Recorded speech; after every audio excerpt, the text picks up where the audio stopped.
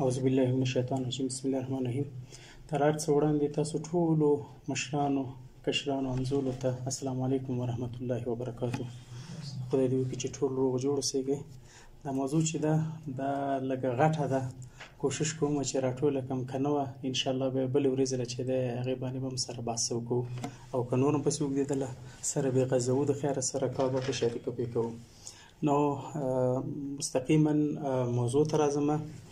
د پښتو شعر عروض یا وزن پوهنه. عروض چې دي دا عربي کلمه ده. عروض ډېرې زیاتې معناوې لري. عروض یوه معنا هم چې ده مکې معظمې مبارک لومړنی نومونو کې هم راځي، او دې ته ځکه عروض وایي چې دا په مکې معظمه کې چې دی دا علم چې دی لومړنی د عروضو په عربي علم چې و، دا خلیل بن احمد فراهیدي بوصیري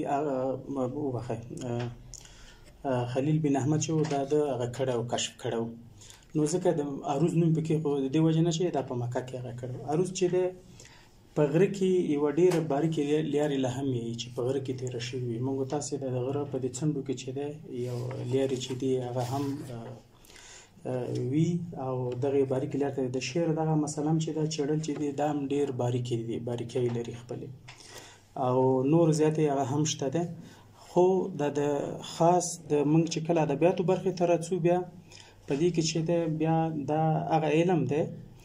چې دغه نظم شعر نه وایم، نظم په څپو ویشنه، د رکنونو پیژندنه او د بحرونو چې دي دا موږ دپاره پیژني. هغه علم چې د نظم پر څپو رکنونو د نظم پر څپو ویشنه یا د رکنونو ویشنه او ټاکنه او د بحرونو ټاکنه او ویشنه دا چې د موږ دپاره دا راپېژني. دا خپله د څپو ویش چې موږ کله یو دا څپې چې دي دا چې دغه څپه څه شته وي. اول څپه دغه په یو ځل د انسان خوله چې خلاصېږي دې ته څپه یي. دا د موږ د پښتو شعر یا د هرې ژبې دا چې دي د خپلې ژبې سره چې دی دغه د خپل شعرونو چې دي د هغې سره تړاو لري. نو د پښتو د ژبپوهنې په اساس باندې د ګرامر په اساس باندې دغه یو ځل چې خوله خلاصېږي دې ته چې دی دې ته څپه وایي، یا سیلاب، یا عربي کې هجا چې ورته وایي، په انګلیسي کې سیلیبل. نو د دې لپاره ضرور ده د ژبپوهنې په اساس په قواعدو کې موږ څپه په څه پېژنو. هر هغه چې دا یو ځل خوله خلاصېږي په دې سره چې دا په دې کې خامخا یو واول وي. واول انګلیسي کلمه ده، موږ ورته خپلواک غږ یو. خپلواک غږ لکه مثلا شپه، په شپه کې چې ده شین پې دا بې واک توري دي، او وروستی چې کوم زور ده هی چې ده دا چې ده دا خپلواک توری دی. نو د څپې هسته چې ده یا دغه هسته یا تشکیل چې جوړوي دا خامخا مثلا که یوه کلمه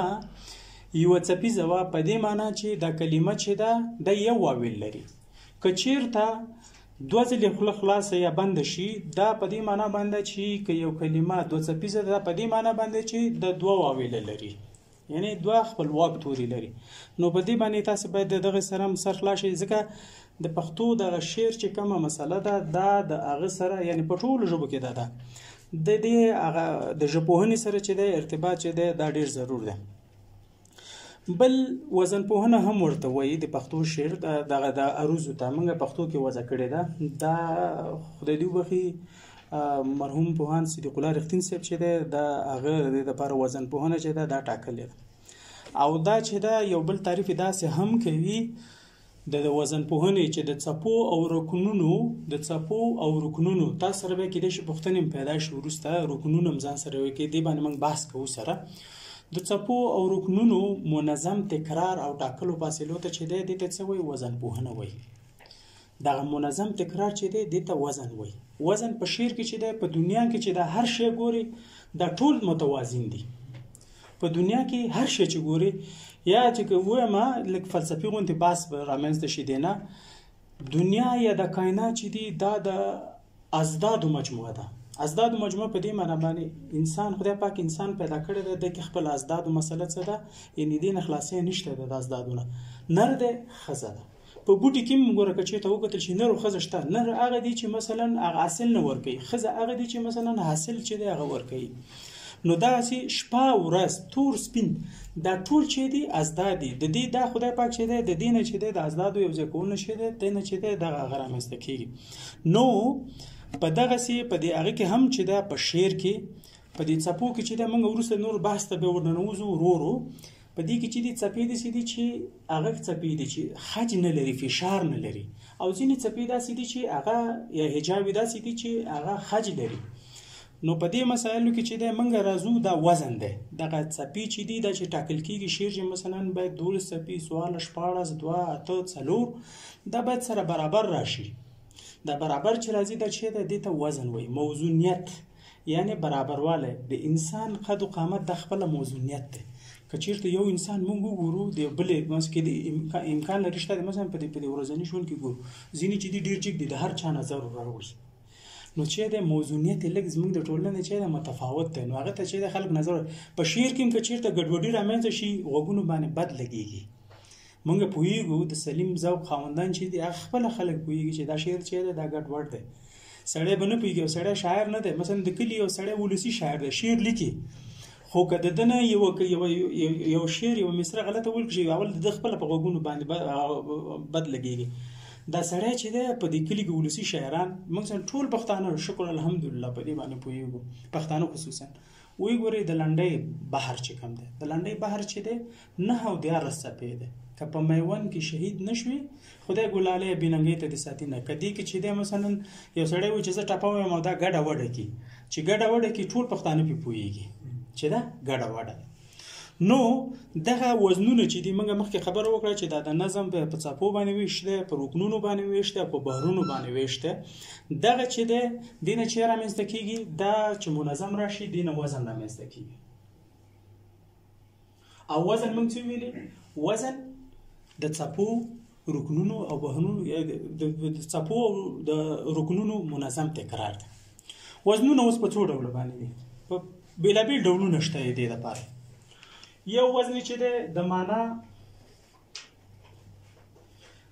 معنا د مطلقیت او قیدیت له مخې نه دی.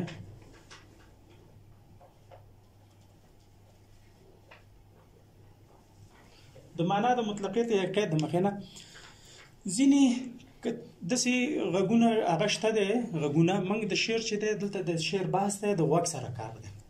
تاسې به ځینې داسې په ورځني ژوند کې داسې غږونه اورئ. مطلق وزن کم وزن دی. اول مطلق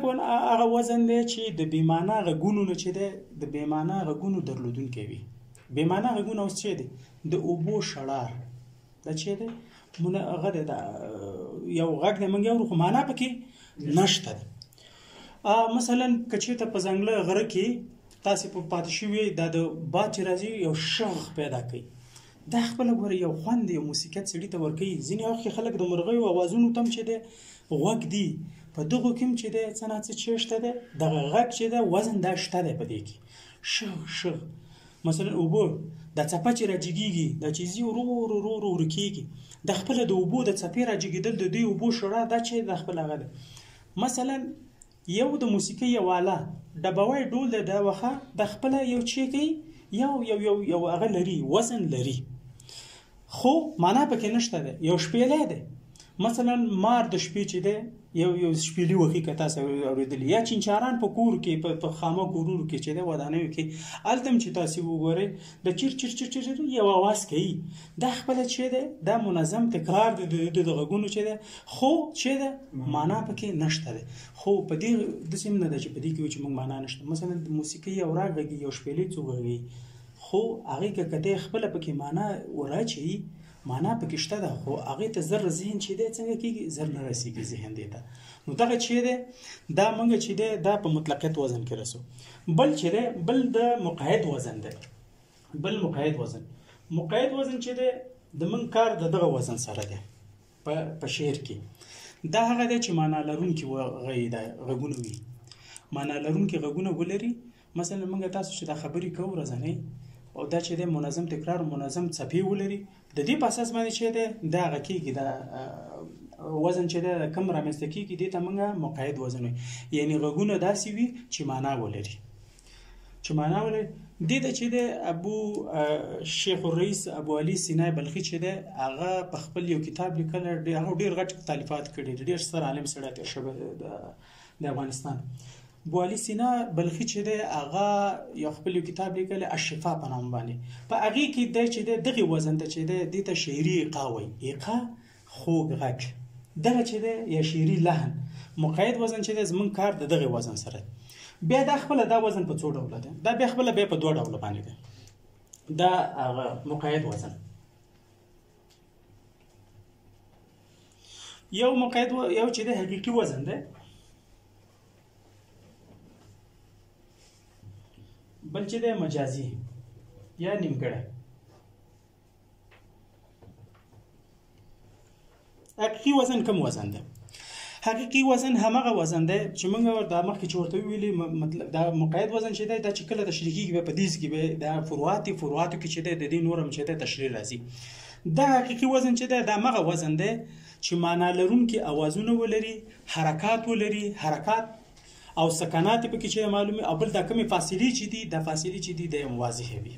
دا چې د حقيقي وزن ده امغه دغه د ابو علي ابن سینا بلخي خبره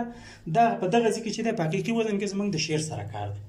یعنی په دې کې چې دی منظم تکرار منظم مثلا تناسب منظم مثلا ترنمواله دا چې په دغه ځکه چې دا رامنځته کیږي اوس وخت کې چې د موسیقي کې وایي چې موسیقیت کلمه په ځینو خلکو باندې بدله کیږي خو د موږ د غوګونو سره چې دغه شان هم چې د موسیقیت او ترنمواله دواړه متوازی کلمې دي سره ترنم او موسیقیت دا چې د دینه چې په دغه رامنځته کیږي حقيقي وزن بل مجازي ده مجازي چې ده سړی چې کله اوري دغه شی یا ګوري د خپل خلک چې د پښتانه تړم کوي ګورته چې درز ور کوي امغه سره دوی مسره خیز او ټوپ او راتاویدل او جګیدل او ټیټیدل چې دا ور سره چې دغه سره تړلې د حرکت چې مونږ دام چې دی په شعر کې یا مثلا په امدغه سي په دې نڅا یا اتان کې دا چې دی دا سړی ګوري په دې هغه کې په دې مجازي کې کچیرته جوړو خو صحیح ده که جوړ نه انسان چې د ځینی وخت کې د سی غږونه کیږي ولکیږي د ډول غونته خو لږ اول سړی چې د ور باندې تیروسی چې دا چې دا هغه ده څنګه څه ته متوجه کیږي چې ولا دا خو د څه ځینی خلک شعرونه وایي شعر وایي ځینې تاسو په فیسبوک کې کتلی چې مثلا دا د کسکر شعر ده کسکر ګډ وډ ده هغه شعر چې دی یو څه نه څه ګورغه لري هغه خو سړی په تروزی چې خو ورته متوجه شي به سړی ته معلومیږي چې دا څنګه ده دا هغه وزن نه ده چې کوم حقيقي وزن ده په دې کې چې دی ځینې مجازي موضوعي وینا ورخصل کیږي مجازي موضوعي په څه باندې وایي ګډي وټي دي وزن ځکه ځینې ځکه وزن لري ځینې ځکه نه لري ځینې ځکه لري دا ګډوډي چې دا دغه باندې سړی په اول ځل باندې اوریدلو باندې لیدلو باندې دی باندې تیروزي د نوشیروان پاچا نوم اوریدل ډېر عادل سړی تیر شوی دی په پارس کې د دن مسیح او خسرو نومیدل د په دربار کې یو سړی او باربوت نومیدلو د بچی د باربوت لپاره د موسیقي او رباب ته ورته یواله و دی بوته وخله په دغه کې به د سړي د پاچا کیسې هغه به کولې ترنمونه به ورته کول په دې کې دا ویل او غږ به مسری استلو کله کله به ته دعا وکړه چې خدای دې پاچاهي دوامدار کړي خدای داک دغه د سړي چې دی یو دغه کم دا ګډ وړ چې دی دا تقریبا همدغه مجازي نیمګړي وزن نه به کار اخیستلو یا کوی مساجه کلمې به سره یو ځای کړلې مساجه ساجه به پکې رامنځته کړل اخر کې کوینه لکه د لاندې غونته شمه ومه دغه سی یو اخر کې به یو چې وزن به ته جوړ کو ساجه به تر رامنځته کړل نو هغه پاچا به خوشاله شو ولا دا کنه په معنا درلودل مونږ ویل چې مقاید چې د معنا د مخینه یو مطلقیت چې د معنا نه خلاصي دلته چې د مجازي نیمګړي وزن کې زمونږ هدف دا ده چې معنا لرونکي کلماتو نه به کار اخیسته خو وزن چې د منظم تکرار چې د هغه به خراب وو نو دغه چې د ته خسروانی نه حل متوي او د خلکو چې د ځینی مثلا بیزای وګدی یو کلمه به پکې راځي غږ به پکې ور وکړل یا مثلا په دغه تاسو په کلو کې به اوریدلی یا بنه اوریدلی په ملي هنداره په نامه یو غشته ده او ډیټا کتاب دا غشته ننګرهار نکلونه د لوی پکتیا نکلونه دا شته د لوی پکتیا نکلونه که تاسو وګورئ په هغه کې ګربت سره ټول کړي خدای دی وبخي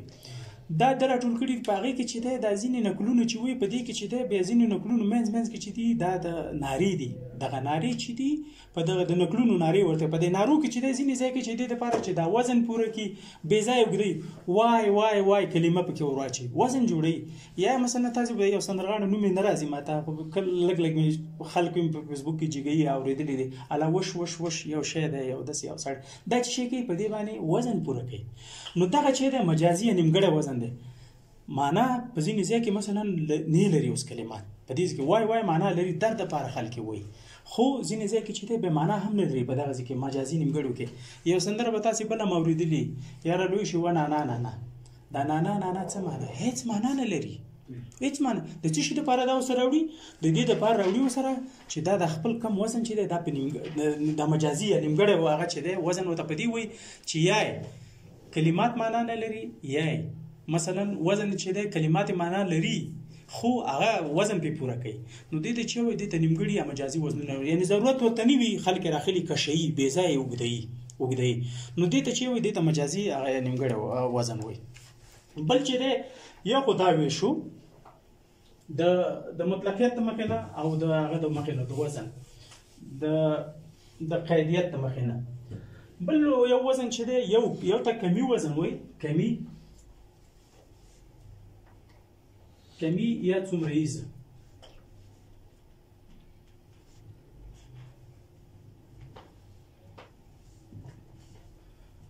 او بل چې دی کیفي څرنګیز وزن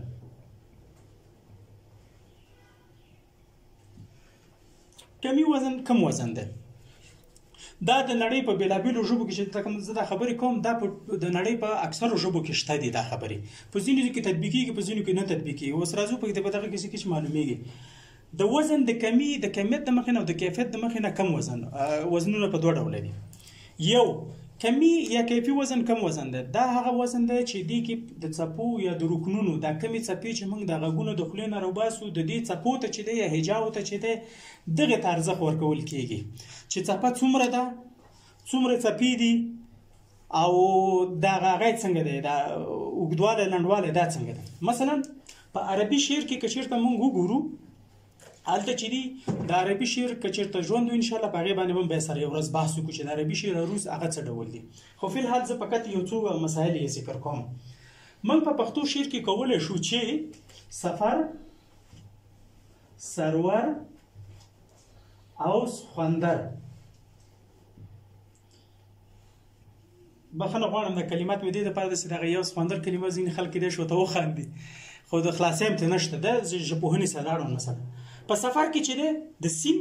زور لري فی چې د زور لري ری چې ده ساکنه ده دا چې ده دا په خپلو کې چې دی سره هغه کېدی نه شي دا په خپلو کې سره چې دی په عربي شعر کې نه شي راتللی برابر په پښتو شعر کې راتلی شي سفر دلته د کیفیت د څه شي دی دلته د کیفیت د هغه د زموږ په پښتو شعر کې چې دی څپو برابروالی دی خدای دې کې کلمات کم دي لنډ دي مګر په سفر کې چې دی سین زور لري بیا دلته چې دی سین سر بری به ور دا ساکن نشته سرور دا ولی نشاتله الته چې دا په سین ری کې چې دا په سرور کې سین ری چې دا یعنی په حقیقت کې چې دا په دې کې یو هغه د کانسوننت دی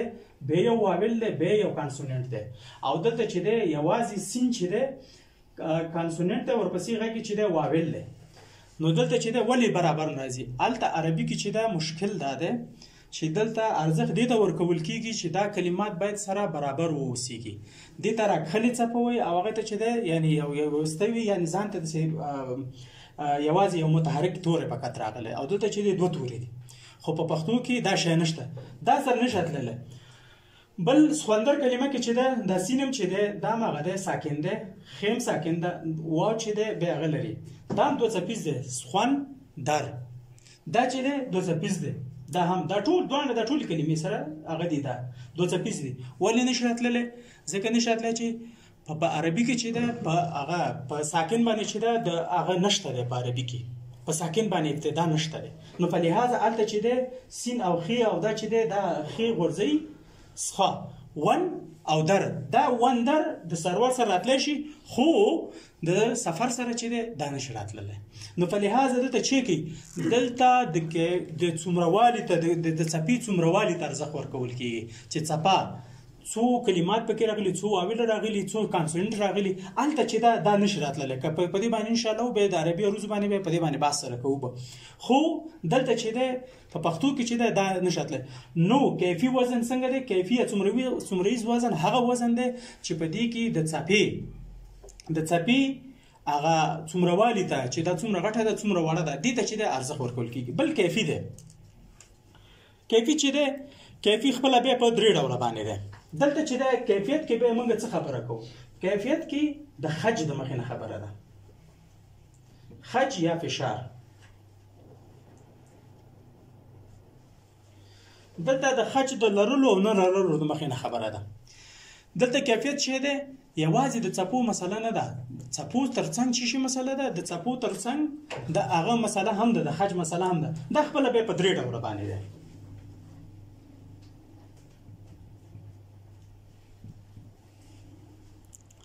لومړنی چې دی هغه څپیز یا سیلابیک وزن دی یا سیستم یا څه ورته وایي دا د شعر د لیکلو هغه دی وزن څپیز یا سیلابیک سیستم یا وزن بل چې دی خجیز یا ټونیک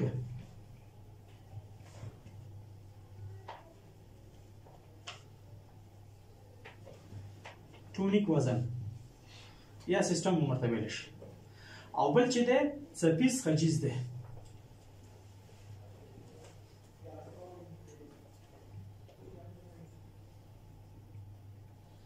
یا سیلابوټونیک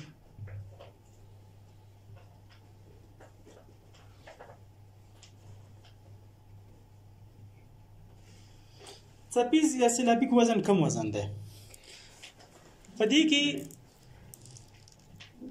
د څپو شمېر ته چې د ارزښت ورکول کېږي څپې پکې څومره څپې دي که پاس مصره 14 څپې وي لاندې به 14 وي که پاس 10 وي لاندې به هم 10 وي دې کې چې د خج ته اعتبار نشته او د فرانسې شعر چې دی په همدغه قاعده باندې غالبا لیکل کېږي هغه چې دی ټولې څپې چې دي سره برابرې دي لاندې باندې خو تر پای چې کوم وروسته راځي د هغې نه مخکې یو څپه چې ده هغه یو خجنه ګڼي د دې دپاره چې هغه د شعر آهنګ جوړ شي ورسره دا خوندرویزه صاحب کوم شیونه چې مخزون اسلام کې کلی هغه اکثره چې دي ونه لکه د لنډۍ غونډې اخر کې مثلا دغه یو آهنګ ورچي نو د دوی مثلا یا کیږي په دغه کې چې ده سمیږي وړل کیږي دغه سي دا کلمې چې دي دا پکې راځي نو دا چې ده څپیک یا څپیز یا سیلابیک ته چې دی ته هغه خج چې دی وروسته پکې راوړي د دې لپاره چې آهنګ جوړ شي نور چې دی کلمات سره برابر دي خو ځینې وخت چې دا مهمه نه ده چې سړی دی و چې مثلا څپیز دی هغه د څپې خج دی پکې راشي خج چې دی پکې هم ګډوډ وي په دې کې چې دی خج تم ډېر ارتباط ورکوي بل چې دی خجیز یا ټونیک وزن دی خجیز یا ټونیک وزن هغه وزن دی د شعر د لیکلو یا هغه وزن یا سیستم دی چې په دې کې که پاس مصره کې 3 خج راغلی وو په لاندې کې به هم 3 راوړي خو دا مهمه نه ده چې دا خج د مصرو په اوله څپه کې دی په دویمه کې دی په دریمه کې دی په څلورمه کې دی دغه دې ته اعتبار ورکوي منتها که پاس 4 خج راغلی وو لاندې به هم 4 راځي او که پاس 5 راغلی وو لاندې به هم 5 راځي نو دا چې دی دې کې چې دی دا په دې کې چې دی زمونږ تقریبا ما زمونږ ځینې ببولالې ځینې نارې دي په دغه برخه کې چې دي یا کاکړۍ غاړې دغه چې دي په دغه برخه کې چې دی سره څه کوي ځینې او د نړۍ نور سیستمونه هم کېدای شي واوسېږي خو ما ته داسې یو څه په لاس نه دی راغلی بل چې دی څپیز خجیز یا سیلابوټونیک سیستم دی یا انتیک وزن دی ته هم وایي انتیک وزن انتیک یعنې ډېر پخوانی ولې انتیک ورته وایي دې کې چې دی د پښتو روسي په پخوانۍ روسي انګلیسي الماني ژبې ان تر دې یوناني ځینې پکې خلک پکې راولي دا چې دی په دغه ژبو کې چې دی دا د تطبیق وړ دی په دې کې چې شی اعتبار لري په څپیز خجیز وزن کې په څپیز خجیز وزن کې چې دی خج مسله چې دا خو د ژبپوهنې سره هم چې دا قاعده لري د ژبپوهنې کې چې دی کلمات چې دي په خپل ځای باندې چې دا فونیمونه دي ځینې ته نازنځري فونیمونه هم وایي نازنځري فونیم هم همدغه خج دی مثلا منګه چې وایو کنه پلانکې راغلی دی پلانکې که سړی مهمه موږ پلانکې راغلی دی که د در اتک مهمه موږ فشار په چی شي باندې پلانکې راغلی دی راغلی په فعل باندې به فشار اچو دا مثلا پلانکې راغلی دی کنه یی احمد راغلی دی اوس ګوره دا زما د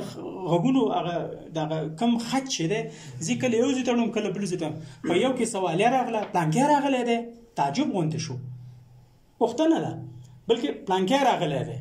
راغله فعل مهم دی مثلا محمود راغلی دی محمود چې تاسو یعنی فرق مهم دی ځینې ځکه فعل مهم دی ځینې ځکه سوال رامنځته کوي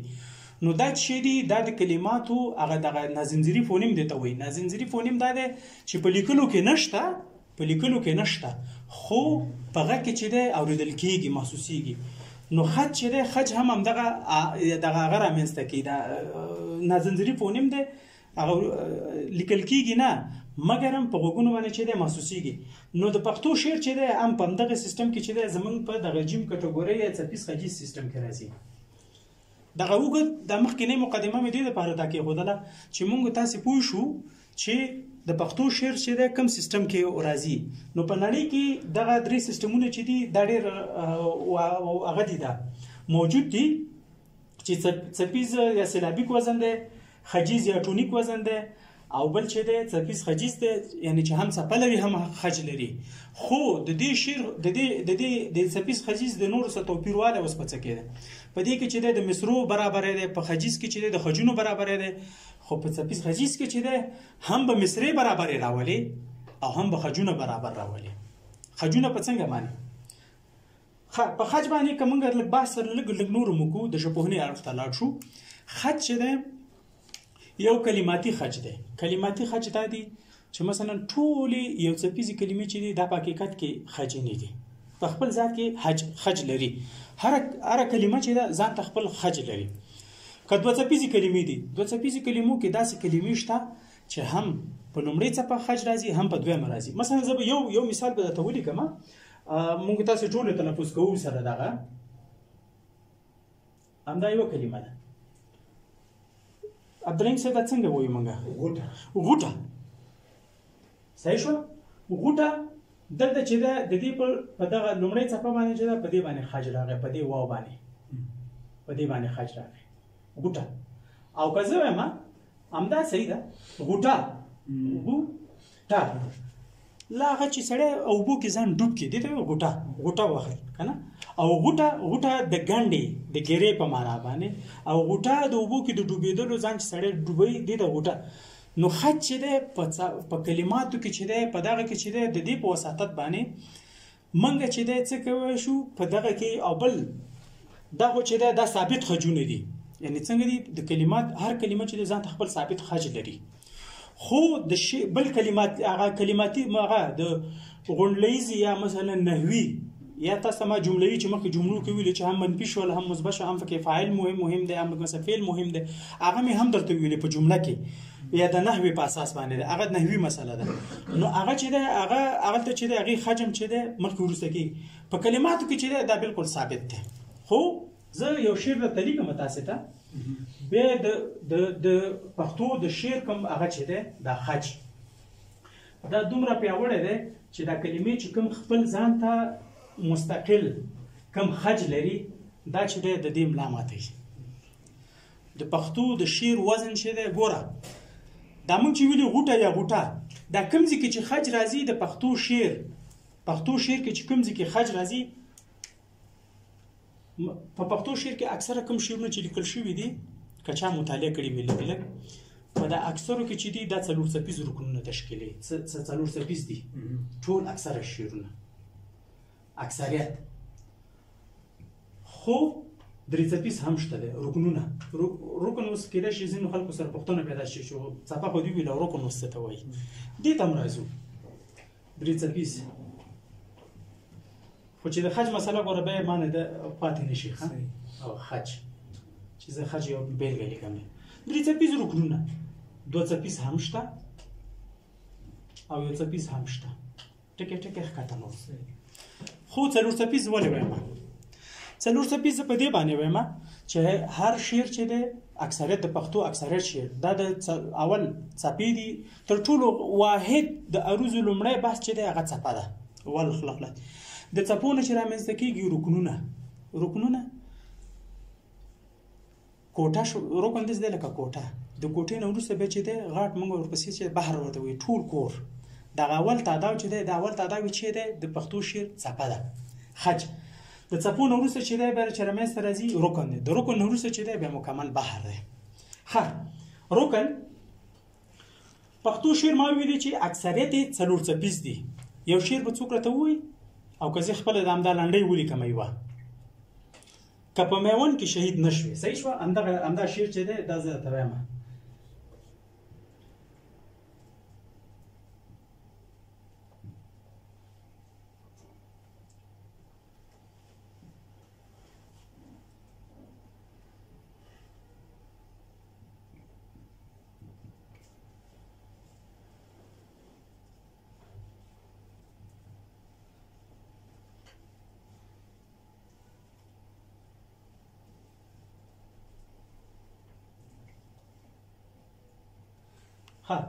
که په میوند کې شهید نشوي خدای ګلاله بیننګۍ ته د ساتینه دا بر ته څوک د سیسي په ګوتو وشمیري که په میوند کې شهید نشوي څلور راته بیل کا څلور او که په میوند کې نه که په وای که په میوند یو شو دا یو رکن شو کې شهید نه دوا شوي صحیح شو بل خدای ګولالیا کوم خدای ګولالی لالی دغه ځکه دا یا بینن گئی صحیح شو تا دې ساتینا پنځه شو خو تاسو دغه کې دوه شي دوه کې وروړه تی صحیح شو ګوره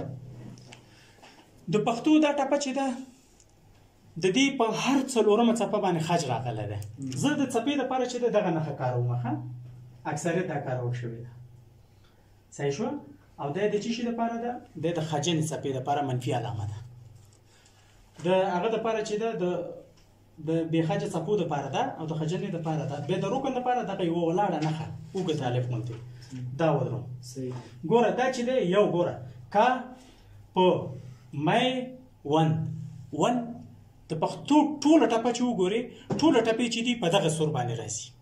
په هر څلورمه څپه یې خج ده ګوره کې شه هی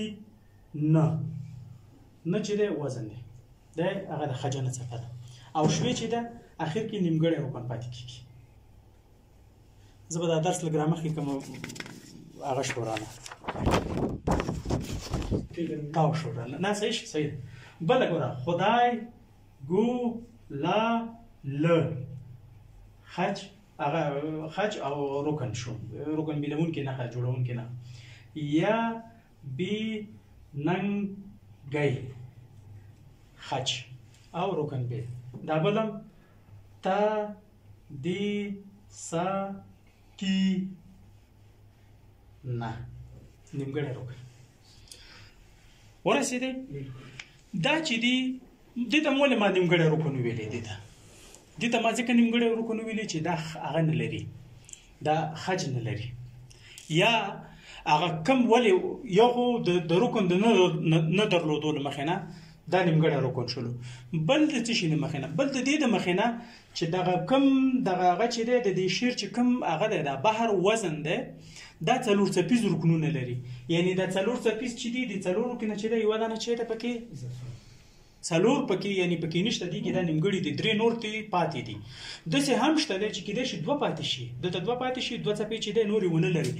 نو دا په لحاظه چې دي دا نیمګړي رکنونه دي رکن بحث ته راځو رکن چې رکن لکه مخکې مې چې ویلې د څپو د مخې نه رکن د څپو د مخې نه امکان لري درس که زیات شوي وي هغه یې ودرو رکن د څپو د مخې نه ما درته ویلي د پښتو اکثریت شعر چې دی دا چې دی څلور څپیز دی درې څپیز هم شته دوه څپیز هم شته وروسته به یو بېلګه به زه راواخلم بېلابېلو بحرونو کې او هغه هم شته ده څه نومېږي ده دوه څپیز هم شته ده او یو څپیز هم دغه چې مثلا ذاته پاتې شي نو دا هغه هم شته ده. رکن چې د څپو د مخې نه دغه شو د بشپړوالي او نابشپړوالي د مخې نه هم دغه دي د ځینې بشپړ دي ځینې بشپړ نه دي خو بشپړ خو چې دي د سر نه چې راونیسي بشپړ راځي اخر ته چې د نیمګړي پاتې کېږي خو داسې پښتو شعر کې لله الهم دا قوت شته دی چې په سر کې هم نیمګړي راوړي په وسط کې هم نیمګړي راوړي او په آخر کې هم نیمګړي راوړي ولی که دا داسې پوره څلور راځي دلته کېدای شي چې دوه دلته راشي بیا دې خوا څلور شي څلور بیا آخر کې یو دوه یا یو پاتې شي نو دا امکان چې دی دا په پښتو شعر کې چې دی دا شته دی. د درویش درانی کوم کتاب چې لیکلی دی ډېر ښه ښایسته کتاب دی د پښتو عروض خو ستونزه پکې دا ده هغه پوره ټول نسی منځ کې پکې اچي نیمګړي اخر ته مچي خو د سر بیلګه چې ده هغه پکې نه دا چولې د سر بیلګه چې ده هغه زه درته ښیم په خپل هغه کې دا په خپل لیکچر کې مخکې هغه ما د خج خبره وکړه چې د پښتو شعر کوم خج چې دی دا ډېر پیاوړی دی ډېر قوتناک دی دا د دې قوت په څه کې دی د دې قوت په دې کې د کتا سوز د لنډۍ کې پام کړی اخر کې یو نیمګړی پاتې شو په دې بل مصره کې نیمګړی پاتې شو لومړنۍ چې د نه څپیزه ده دویمه در څپیزه ده اخر کې نیمګړی پاتې شو دا نیمګړی ولی پاتې شو وجه پوهیږي څه ده دا څنګه اول کې چې هغه بل چې موږ چې ده په هرې څلورمه څپه باندې خج راغی دا خج دومره پیاوړی قوت لري چې دا درې نورې نه دي یعنی دا داسې ده لکه په اسلام کې چې موږ وایو چې دا داسې ده لکه نارینه او نارینه داسې دی مثلا سړی وایي چې دا څلور ښځې کولی شي نو دا دغه درې ښځې چې دی دا خج داسې دی لکه یو میړه غوندې او دا نور چې دی ځان سره کش کولی شي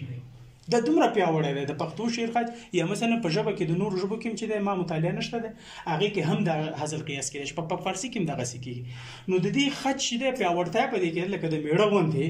څلور ښځې یا درې ښځې دا نور کولی شي نو دغه درې د کوم څنګ کې ګاونډ کې چې ورسره د چې کوم خج پاتې شولو په بل رکن کې دغه نور چې دي دا ځان سره څه کوي کش کوي د عبدالحمید مومن په هغه کې یو شعر دی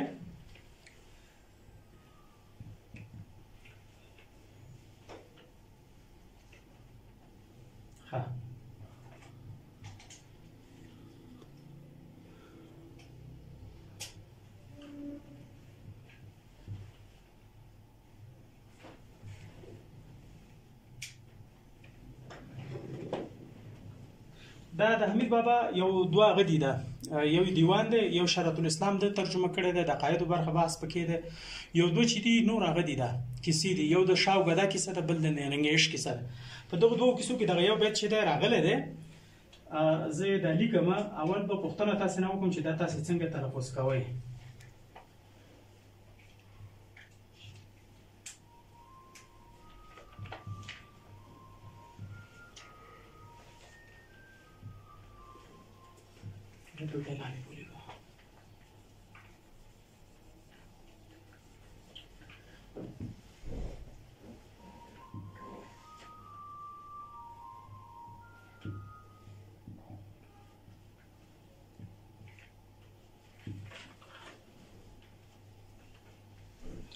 دا کلمه تاسو څنګه تلفظ کوئ څوک راته ویلی شي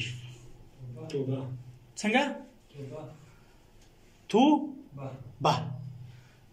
خج په کوم ځای کې دی تو با بې کې ده که نه په دې ځای کې خج دی په دې باندې په دې دویمه څپه کې دغلته توبه کې ده صحیح ده مګر اوس د پښتو شعر د قوت ته ګورئ چې دی څنګه کوي د دې توبې سره دا څه کوي دا شعر دی دا امید بابا دی چې مدام په زنکدن یم له آشوبه له آشوب ګډوډۍ اضطراب بد حالت له دا هسې زندګۍ او دلته وزن کمیږي د متونو کې چې دا یو قاعده کېږي چې ځینې خلکو زندګۍ اخیسته او ځینې خلک زندګۍ اخلي زندګۍ د یوه یې چې دا شته دی د ګاب نه وروسته یې بیا یو اوږده یې له دا هسې زندګۍ توبه توبه ما څه ویلې څوک یې وایي دا شعر راته یو ځل ته راته وایې مولانا صاحب چې مدام په زنکدن یم له آشوبه هو د هسې زندګۍ توبه توبه توبه توبه دې ویلې ونه ویلې وزن خرابېږي. د پښتو شعر خج کې دومره قوت دی چې کوم د کلمې چې کوم خپلواک یا کوم خپل خج چې لري دا د شعر په مقابل کې چې کله راشي د دې املا ماتېږي. نو د دې نه معلومیږي چې د پښتو شعر چې دی علاوه د دې نه چې دا هغه هم اوسېږي څه نومېږي دا خپلواک خج ولري کلمه. نو د پښتو شعر کوم چې هغه د خپل وزن دی د دې کوم هغه طبیعي کوم خج چې دی د هغې املا ورماتوي. نو موږ ویلی شو چې د پښتو شعر چې دی دا څنګه دی دا هغه دی پیاوړی او قوي دی. ښه راځو د رکنونه چې دي د خپل نومونه هم لري خو موږ ته د عربي ژبې نه راغلي دي. پښتو کې ورته کېدای شي ورته ویې ټاکو خو موږ اوسه پورې ورته نه دي ټاکلي پوهانو. دا راته لږ لږ په څپو باندې ووایه 12 څپیز بحر دی چې مو دام په زن کا څلور راته یې چې مو دام په صحیح شو زن کا دن یم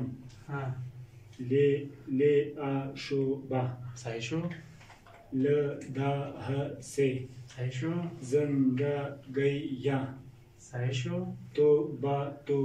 صحیح شو. دا چې دی دا کې څلور دی دا مغسې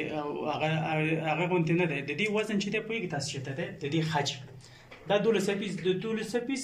زه وروسته راځم. 12 څپیز تر ټولو په تیرو دیوانونو کې که وګورې یا په پښتو شعر کې چې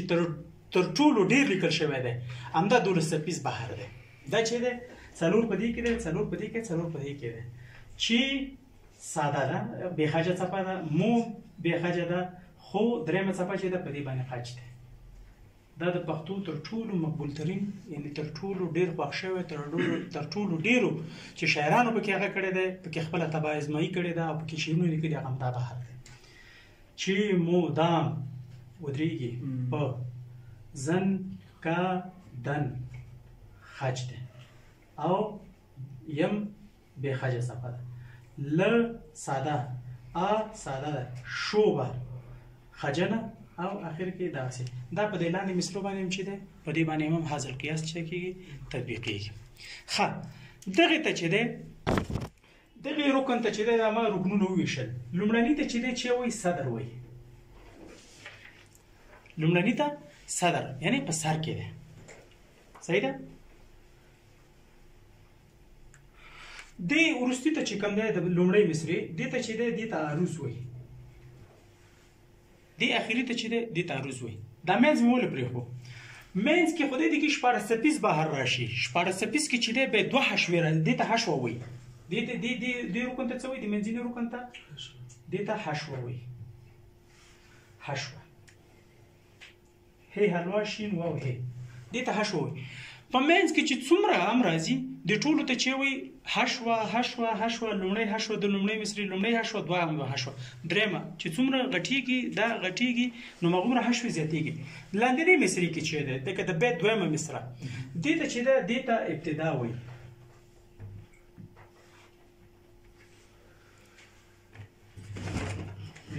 اوش پرېښه اوش څه شته دې ته ابتدا وایي او د وروستي ته چې دی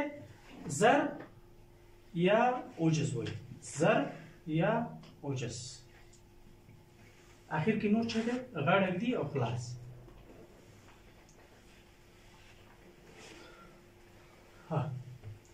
اوس راځو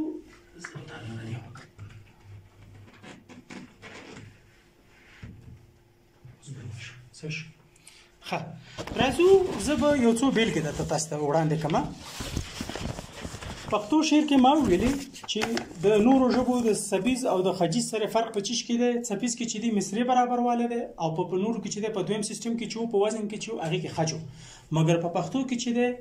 هم څپې برابر واله به جوړه او هم به چې دی د چیز برابر واله جوړه سره د خج برابر واله. زه به یو څو مثالونه ووایم خو لیکل چې دی د ډېر وخت اخلي همداسې به درته وړاندې کوم او که لیکل ویلي کومه ښه که تاسې لیکئ تاسې ځان سې ولیکئ زه یې درته وایم ښه او هغه لکه خیال چې مې پر زړه راځي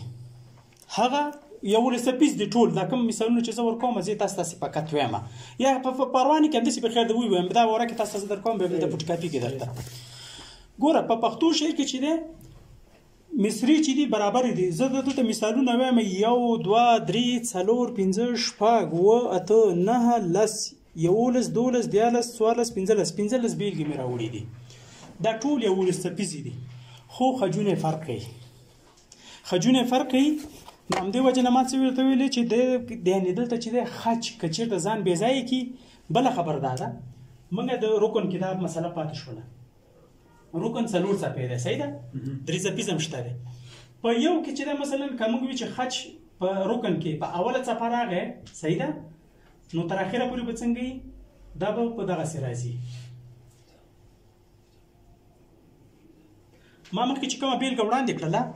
زندګۍ اشوب او توبه کې په هغې کې چې وګوره په درېیمه باندې وه مګر زه داسې یو مثال درته لیکم چې دا په همدې په دغه بحر کې په دغه کې برابر راځي هغه لکه خیال هغه لکه خیال چې مې په ده که نه ښه په زړه صحیح شو زړه راځي خو نه دا 11 دی رښتیا دا 11 قانون دی 12 هم کېدای شي پیدا کړم زه ته ورګې 12 دا خو 11 دی 12 کې هم دا شته دی سره لمبه مې خیجي له ځیګره همیش جور و جفا وینم له دلباره همیش دا په 12 کې برابر راځي دا 11 دی ما وی چې دا څنګه غلې ما مثال مخکې راوړم خو خیر یعنی زما مطلب دا و چې تاسو ته زه وښیم که رکن کې په لومړي رکن کې په اوله څپه خج راغی تر اخره پورې به په اوله راځي که په دویمه راغی تر اخره پورې به دا ټول چې کېږي په دویمه راځي که په درېیمه راغی لکه مخکې مثال مې چې ویلو ټول کې په درېیمه راغی او که په څلورمه راغی تر پایه پورې به په څه کې راځي په څلورمه کې راځي الا مګرم خبره دا ده لکه ما چې وی چې په سر کې نیمګړی راشي کېدای شي مثلا 2 څپې د دې نه واخلي او دا نور چې دی به نور بشپړ راشي یا منځ کې نیمګړی راشي یا اخر کې نیمګړی راشي دا نو چې کېږي دا احتمال به په نظر کې نیسي زه به یو مثال دلته درته ولیکم دا خو 11 څپیز شو دا شو صحیح ده دا خو مو لیکه ځان سره هغه لکه خیال چې مې په زړه راځي داسې راځي سم په ښکاره نه راځي دا یو شعر دی داسې راځي سم په ښکاره نه راځي یو بل زه درته اوس 11 څپیز شعر لیکم چې زه درته خج لیکم بې خجه څپه صحیح شو او خجنه رکن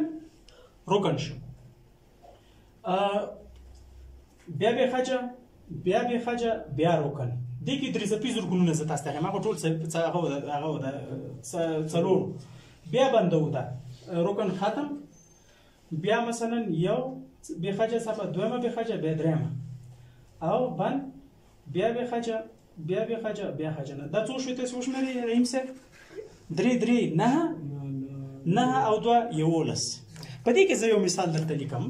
چې په دغه کې اوس دې یو ښه تشریح هم کېږي رخسار دلته بندوم زه رخسار په دویمه څپه یې خج دی بل چې د نګار تاسې خپله ځان سره ګوتې باندې شمېرلی هم شئ د نګار او کوي ښکار او وروستی رکن چې دی په دیدار او ورپسې خونکار کړي گزار او لکمار او پتلوار